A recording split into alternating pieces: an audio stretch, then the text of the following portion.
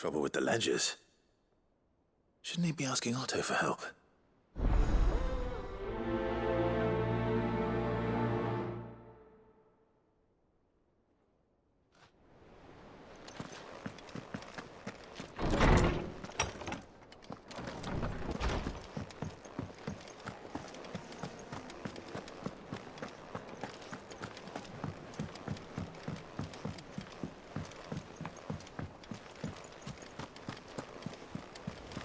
Is that the thing Tomes helped to build? Mid told me she was building a ship.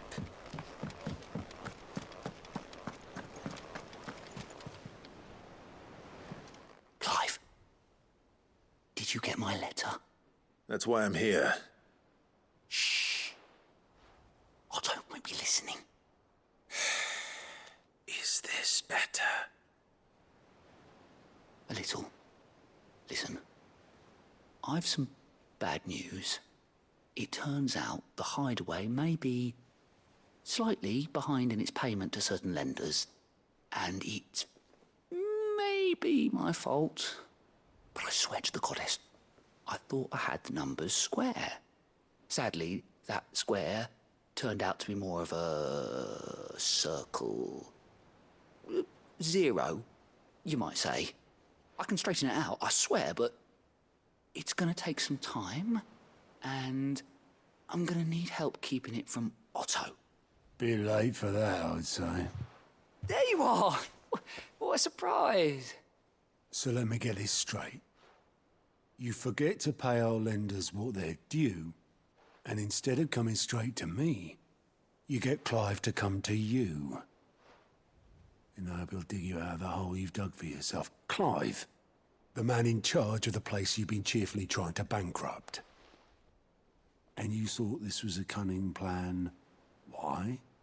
Well, who needs paying? Oh, just Martha. And the dame. And, well, Lady Karen. But only 500 talents. We owe 3 of our most trusted friends 5 million gil. Each. 5 million each. They lent us the bulk of the money we used to rebuild the hideaway, you see, and, well, I must have made some sort of oversight. Those ledgers were my responsibility, and it was my decision to entrust them to you. This is my fault. Do we have that much to hand? I can always ask my uncle. No, we don't.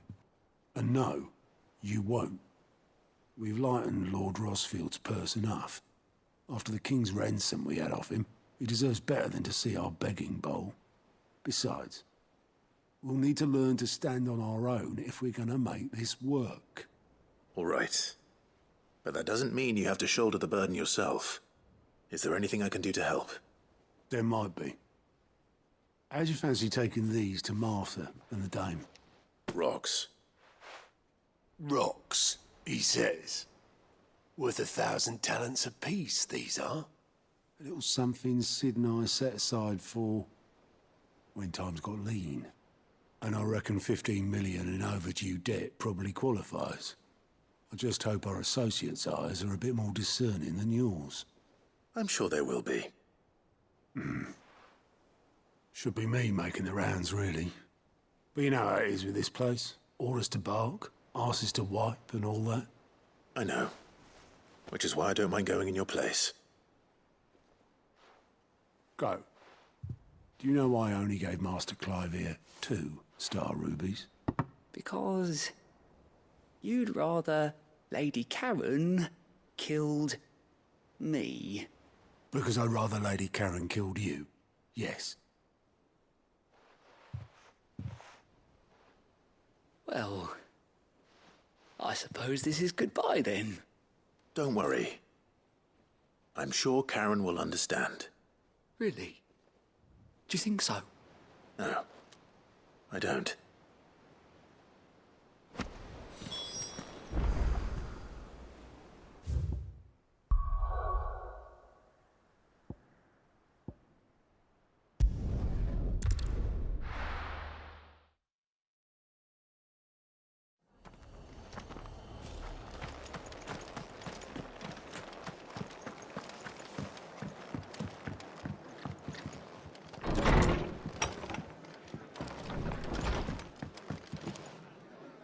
Clive, we weren't expecting you.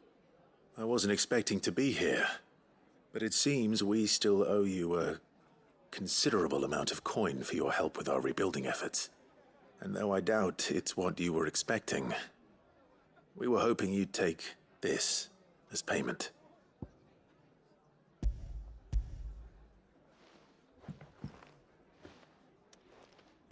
A star ruby? I can't accept this. It's worth at least twice what you owe me. More if you can find yourself the right buyer. Think of the difference as interest. Interest? If word got out I charged that much, no one would ever borrow from me again. Anyway, why are you the one here asking me about this? I'd have expected Otto. Bit much sending the Lord Marquis out to settle your debts, isn't it? The old goat working himself to death again. Something like that. Most days I think he's the only reason the hideaway's still standing. Same as always, eh? Back when the place was nothing but a twinkle in the eye of a recently retired Lord Commander, word is he was the first one Sid reached out to. Probably knew that without his strong arm and level head, the idea would never get off the ground. Sid may have been the face of the hideaway, but Otto's always been the backbone. And when Sid passed away, we were all worried that would be the end of it. That Otto would just give up. His death was hard on everyone. But it must have hit Otto hardest of all. But he didn't give up, did he? Quite the opposite, in fact.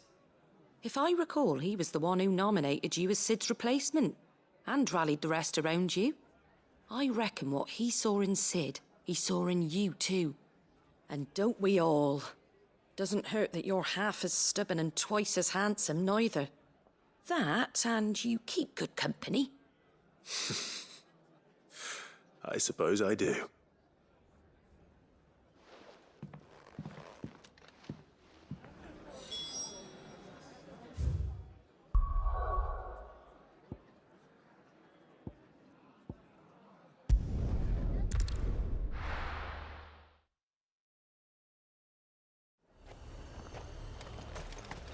There's talk. How the hell is anyone supposed to afford that?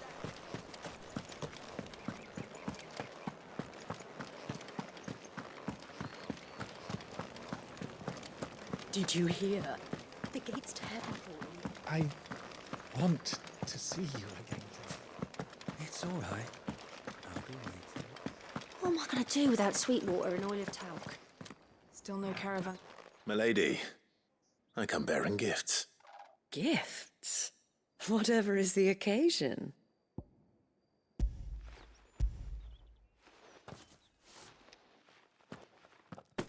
Oh my. Clive, you really have outdone yourself. Otto asked me to give it to you.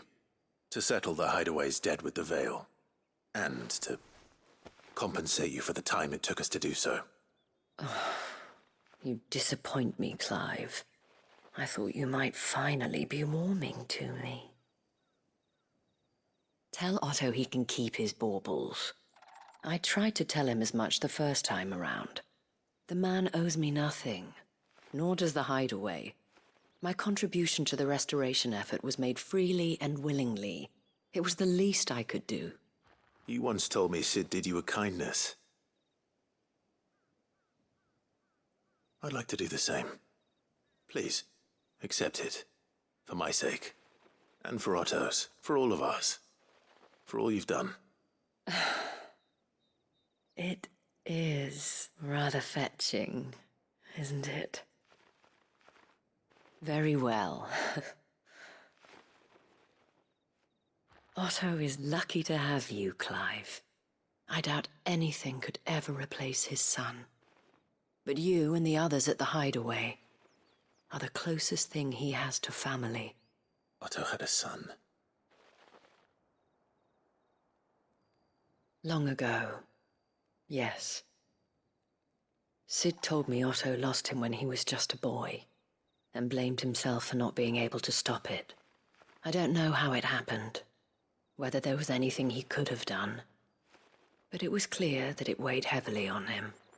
I didn't know. How could you have? I doubt anyone did. Besides Sid, I've never met a man more keen to bear his sorrows in stoic silence. An ill habit, given that both have always been surrounded by friends desperate to help them. I'm beginning to see that.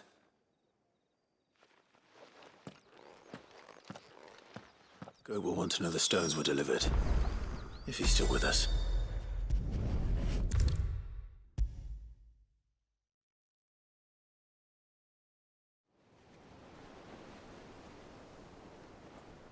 Goat. Still alive, I see. So Lady Karen accepted the ruby. Ah, about that. I tried my best, but she was just too stubborn to take it. She threw it right back in my face, in fact, and told me I could stick my stupid stone where the sun don't shine. Karen refused payment. I hope it wasn't something I said. I'm sure you were as tactful as ever. Let me see what I can do. Oh, wonderful. I hope you have better luck than I did.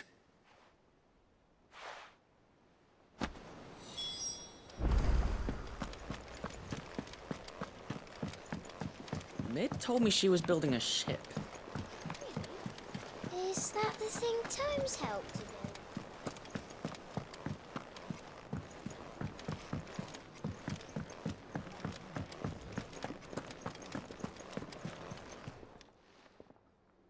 Lady Karen, Goat tells me you weren't happy with our offer. Would you prefer the debt was repaid in coin? What debt? I don't recall lending any of you lot me hard-earned gil. I may have tossed a talent or two in the Hideaway's coffers, but those were donations, and you can hardly call it charity if you go asking for it back. Of course not. But one good turn deserves another. And our circumstances have changed. Surely you wouldn't shun the gratitude of a pauper who happened to have become a prince. Oh, so you're a prince now, are you? Fine. But I'm selling it and taking what I'm owed, then you're getting the rest whether you like it or not.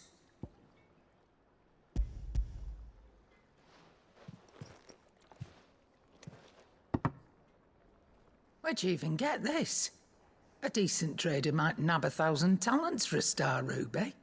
A canny one, meanwhile, might claim it were nicked from the belt of Sid the Outlaw himself and ask twice as much. Might be I already have a buyer in mind. Might be you even know her. A fine continental maid whose beauty's only eclipsed by a guile in commerce. You wouldn't mind, would you? Not at all. Just be sure to tell her that it's always a pleasure doing business.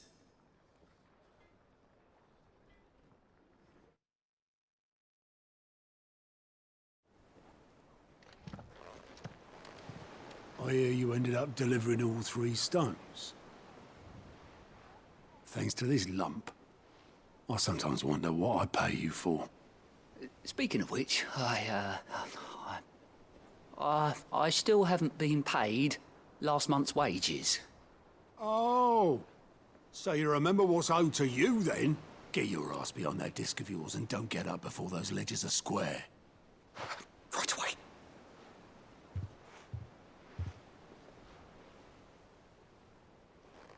I've seen that before. You have, yeah. Plenty of times. It was the only goblet Sid ever used. Either out of habit, or because the filthy soul couldn't be bothered to find a clean one. I knew so little about him. Like most people. Martha and the Dame both seem to have fond memories of him. I bet they do. How long did you know Sid before he... Before he died. 20 summers, give or take. Back in the day, I was a purser on a trade ship, which is where I met him. He bought passage to... oh, forget where. But having nothing better to do on the long nights, we set up drinking island rum till the morning bell dragged me back to my duties. Quit my post not long after that. On account of making a fine maiden's belly fat. But me and Sid stayed close, promising we'd one day sail the seas again. That was before fate stepped in. and said she was having none of it. The magic woke inside my son soon after his first name day, and there was no hiding his knack. Couldn't you and your family have? My family were the ones who summoned the constable, wanted the monster taken away. I couldn't turn my back on him, forget what I felt, and I couldn't for the life of me understand how they could. Luckily, Sid was of the same mind as me. It was him who stood beside me when all I wanted was to tear the whole world down. Him who cried for me when I had no tears left of my own. Him who swore he'd do everything he could to stop it from happening again. And he was true to his word, too. Left the Royal Army once and for all. His ranks, his ribbons, gone. Just like that. Threw away everything he had. All to right a wrong that no one else had the courage to face. I knew then I'd follow that man to the ends of the earth.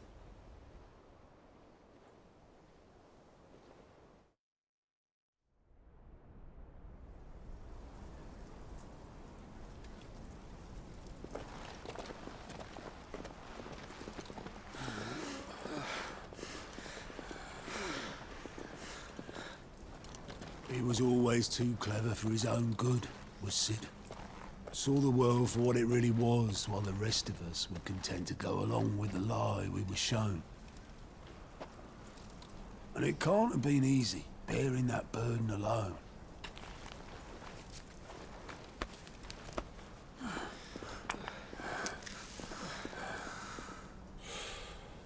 But he didn't let it stop him. He never lost faith in what he believed was right. And that gave us faith in him. Faith he'd steer us true.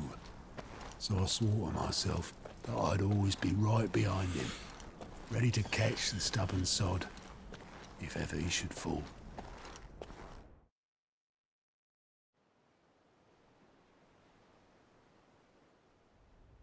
But I couldn't even do that.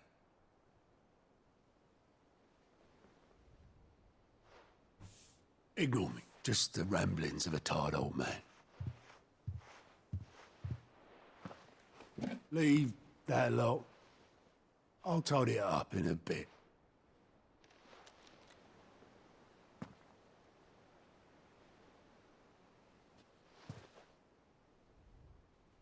This is Sid's handwriting.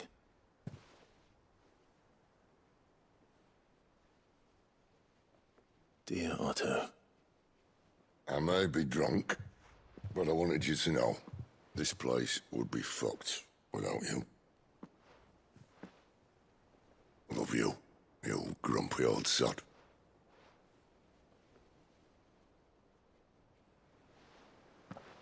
This note. What about it? Sid was right. Without you, we'd all be lost.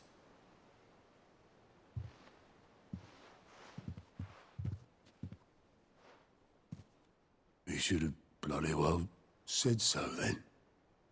Just once. Before he went. But then, why would he? Him, or anyone? I'd only have told him to piss off.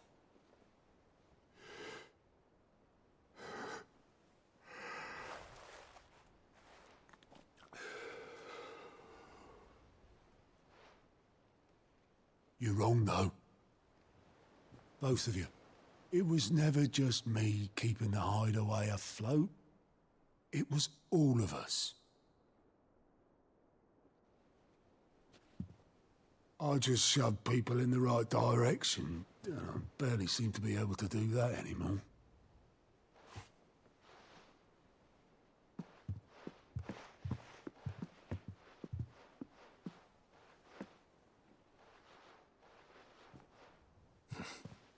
Would you rather goat were at the helm?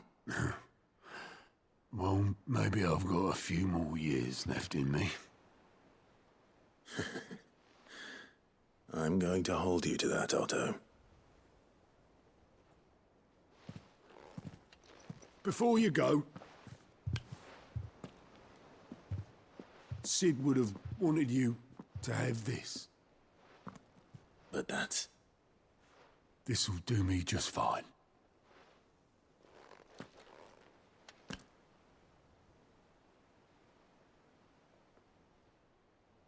Thanks for the ray of sunshine. I'll see if I can't pay you back. Already have.